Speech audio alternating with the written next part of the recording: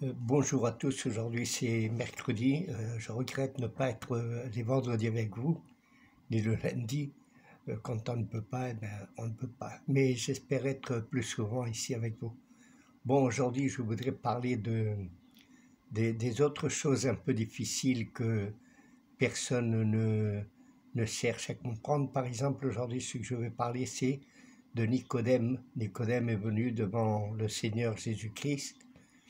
Euh, Il était pharisien, il avait peur un peu des Juifs pour ne pas être expulsé de la synagogue. Alors il vint à Jésus pendant le soir et il lui dit, comme je vais lire maintenant, Maître, nous savons que tu es un enseignant envoyé par Dieu, car personne ne peut faire ces signes miraculeux que tu fais si Dieu n'est pas avec lui. Et Jésus lui répond, En vérité, je te le dis, à moins de naître de nouveau, personne ne peut voir le royaume de Dieu. Nicodème, surpris, lui dit, Comment un homme peut-il naître quand il est vieux? Peut-il une seconde fois entrer dans le ventre de sa mère et naître? Jésus lui répondit, En vérité, je te le dis, à moins de naître d'eau et d'esprit, on ne peut entrer dans le royaume de Dieu. Ce qui est né de la chair, c'est humain et tout, tout est chair. Et celui qui est né de l'esprit, c'est de l'esprit. Ne t'étonne pas que je t'ai dit, il faut que vous naissiez de nouveau. Nicodème lui dit, comment cela peut-il se faire? Jésus lui répondit, tu es l'enseignant d'Israël et tu ne sais pas cela? En vérité, je te le dis, nous disons ce que nous savons et que nous rendons témoignage de ce que nous avons vu, et vous ne recevez pas notre témoignage. S'il y a ici quelque chose que le Seigneur lui répond à Nicodème, c'est comment cela que toi tu es enseignant du peuple d'Israël parce que tu es un des chefs de Sanhédrin et des pharisiens, tu enseignes d'autres et tu ne connais pas cet enseignement. C'est-à-dire, nous on parle de ce qu'on sait et de ce qu'on connaît d'après la parole de Dieu. Je veux dire que dans ce temps-là, la parole de Dieu, ce n'était pas le Nouveau Testament, mais l'Ancien Testament, et c'est à celui que Jésus fait référence. Il y a un deuxième, disons, une deuxième manière de naître. Tous nous sommes nés de la chair, mais il y a aussi naître de l'esprit. C'est ce que Dieu, ou ce que Jésus voulait enseigner à Nicodème. Ceci, lui, ne le comprenait pas très bien, mais c'est parce qu'il ne connaissait pas à fond les Écritures. Si nous lisons les Écritures, par exemple, nous voyons que le premier-né, après être sorti de l'Éden ou du paradis, c'était Caïn. Et le deuxième qui est né, c'est Abel. Caïn, c'était de la chair pure, c'est-à-dire c'était un humain normal et courant, un humain qui cherchait être reconnu dans tout ce qu'il faisait, dans tout ce qu'il devait faire, tout ce qu'il avait conquis, c'est-à-dire tout ce qu'il a eu comme prix par sa manière de s'efforcer devant les hommes et devant Dieu. Abel, c'était autre chose. Abel, c'était plutôt vouloir chercher, c'est-à-dire il voulait chercher l'admiration de Dieu plutôt que des hommes. C'est pour ça que quand on nous enseigne que Caïn avait donné une mauvaise récolte, c'est pas vrai.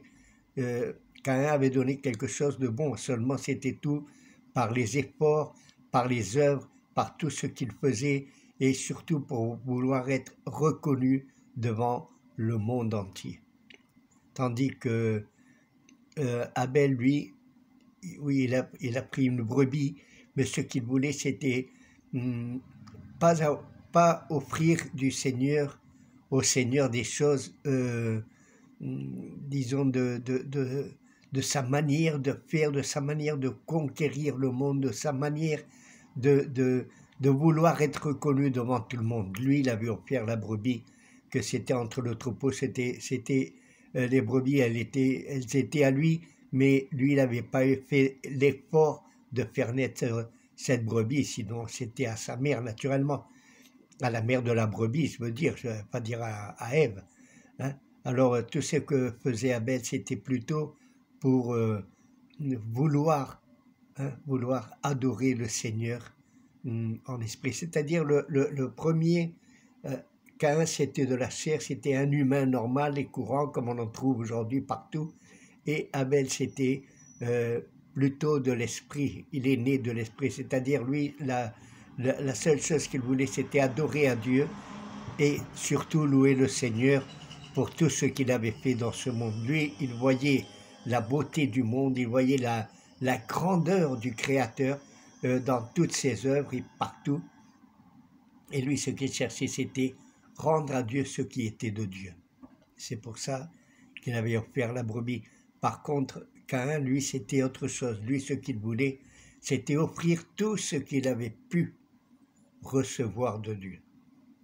Tout ce qu'il avait pu recevoir plutôt de ses mains, de ce qu'il avait fait, de son travail, de son ardeur, de tout. Aujourd'hui, entre nous, je veux dire, il y a beaucoup de... Nous pouvons voir dans toute la Bible, par exemple, quand Abraham a son fils Isaac, hein, d'abord il avait eu, avec Agar, il en avait eu un qui s'appelait Ismaël. Ismaël, c'était l'homme de la chair, c'est-à-dire ça avait été fait par une volonté humaine. Sarah, la femme d'Abraham, lui donna sa servante pour qu'elle enfante. Et bien sûr, elle enfanta un enfant, ils l'ont appelé Ismaël, mais elle a commencé à se moquer de Sarah, c'est-à-dire elle a commencé à se moquer de tout. Même Ismaël était un bon garçon, c'est-à-dire Abraham était son père, mais c'était un fruit de la chair, un fruit de l'être humain entre deux personnes. Par contre, Isaac, oui, c'était aussi un fruit humain, mais c'était par une promesse. C'est le fils de la promesse. Dieu lui avait promis à Abraham qu'il allait avoir un enfant. Il a tardé, naturellement. Il avait 100 ans quand elle a eu cet enfant, quand il a eu Isaac. Mais Isaac, c'était le fruit de la promesse de Dieu, c'est-à-dire c'est le deuxième à naître. Le premier est né de la chair, le deuxième est né par la promesse de Dieu. C'est pour ça qu'en Isaac doivent s'accomplir toutes les promesses de Dieu. C'est ainsi que nous voyons peu à peu que c'est toujours le deuxième qui est né par les promesses de Dieu ou par l'Esprit. Par contre, le premier est toujours de la chair. C'est ce que devait enseigner Nicodème, mais Nicodème n'avait rien compris. N'avait rien compris à l'enseignement spirituel que Jésus était en train de lui faire. Nous, on est tous nés de la chair, on a tous des parents humains. Et ce que Dieu veut, c'est qu'on naisse de l'esprit. Comme disait Paul, je sais beaucoup de choses, j'ai beaucoup étudié, j'étais au pied de Gamaliel, je persécutais l'Église, je n'aimais pas Jésus, je n'aimais pas les chrétiens, je n'aimais personne, j'allais contre eux, je les mettais en prison, j'approuvais la mort de plusieurs d'entre eux. Et un jour, Jésus vient devant lui, et lui, naturellement, il s'effondre, et il commence à naître de l'esprit. Et comme il est né de l'esprit, grâce à ceci, nous avons aujourd'hui l'évangile parmi tout le monde entier. Paul est réellement quelqu'un qui est né de l'esprit. Il est né d'une promesse que Dieu lui avait faite. Il est né et il a compris que depuis qu'il était dans le ventre de sa mère, Dieu avait une promesse envers lui. Il a été persécuté, il a été mis à mort plusieurs fois, il a souffert des naufrages, il a souffert un peu partout, mais son esprit a toujours combattu, son esprit a toujours été là, présent, pour l'aider à se relever. En nous, il y a aussi Abel et Caïn. Caïn, c'est notre chair, celle qui nous emmène au péché, celle qui nous amène à faire le mal. Comme Paul disait, je veux réellement faire le bien de Dieu, mais je trouve dans ma chair quelque chose qui m'impulse, qui m'efforce à faire ce que je ne veux pas. Nous, notre chair, c'est Caïn. Elle est toujours en guerre contre Abel, c'est-à-dire contre l'esprit. La chair est toujours contre l'esprit.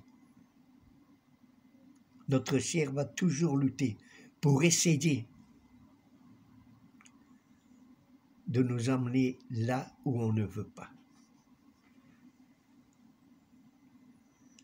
L'esprit est là pour dominer la chair, parce que Dieu nous a donné le pouvoir d'aimer, le pouvoir de l'amour, le pouvoir de dominer nos passions juvéniles ou de jeunesse ou d'adolescence, nos passions qui réellement sont nées dans notre chair. Il y a beaucoup qui ont des passions pour le football, il y en a beaucoup qui ont des passions pour le sexe, il y a beaucoup qui ont des passions partout, un peu partout. Nous ne savons pas quelle est notre passion, à moins que nous demandons au Seigneur qui est ou qu'est-ce qui lutte contre toi, Seigneur, pour le vaincre. Dieu dit que lui, il a vaincu le monde et nous, on doit vaincre notre chair. Il y a un peuple qui était réellement mauvais contre le peuple d'Israël et qui attaquait toujours par derrière. Notre chair va toujours nous attaquer par derrière. Elle ne va jamais nous affronter face à face. Il y a toujours des pensées qui viennent, mais comme disait mon pasteur, disait, pendant qu'ils viennent à notre esprit, pendant qu'elles viennent à notre cerveau ou à notre tête, mais il ne faut pas les laisser anider dans la tête. C'est-à-dire il va y avoir beaucoup de tentations qui vont essayer de nous amener à la mort, parce que vous savez que la paye du péché est la mort. Elle va toujours essayer de nous amener à la mort, mais Dieu nous a donné le pouvoir de dominer tout ceci. Nous devons dominer toutes nos passions juvéniles ou d'adolescence, ou même de vieux, parce que même nous, comme on arrive à un certain âge, on a aussi nos passions, nos désirs, nos défauts qu'il faut vaincre. Abel va toujours être là et va toujours essayer de parler avec amour. Pendant ce temps-là, Caïn, lui, va parler pour tuer.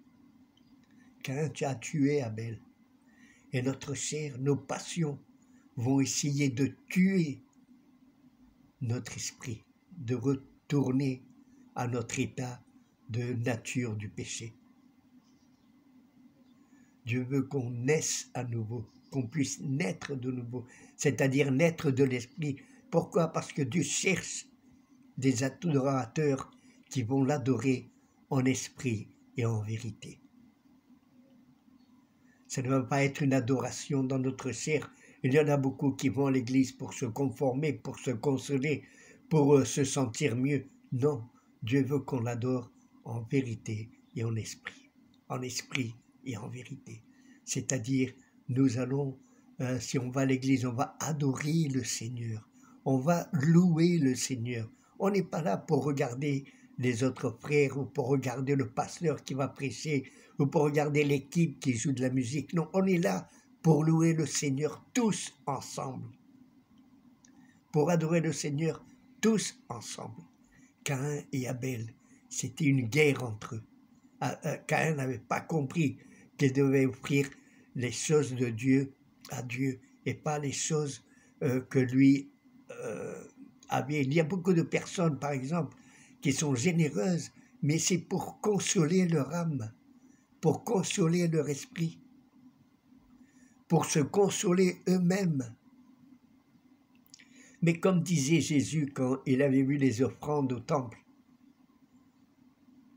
la pauvre dame qui avait donné ses 2 petites monnaies Et Jésus leur dit, celle-ci a donné plus que tous les autres, parce que tous les autres ont donné de ceux qu'ils ont de plus, ceux qu'ils ont de trop.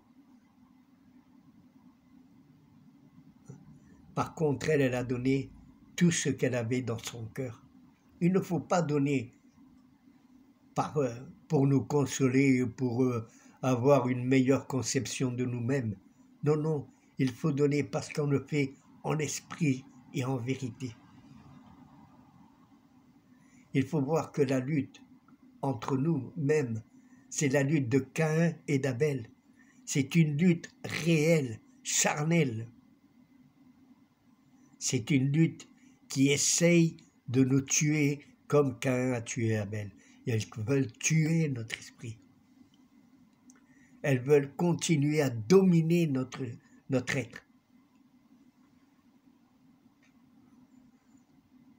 Le Seigneur veut qu'on domine toutes nos passions.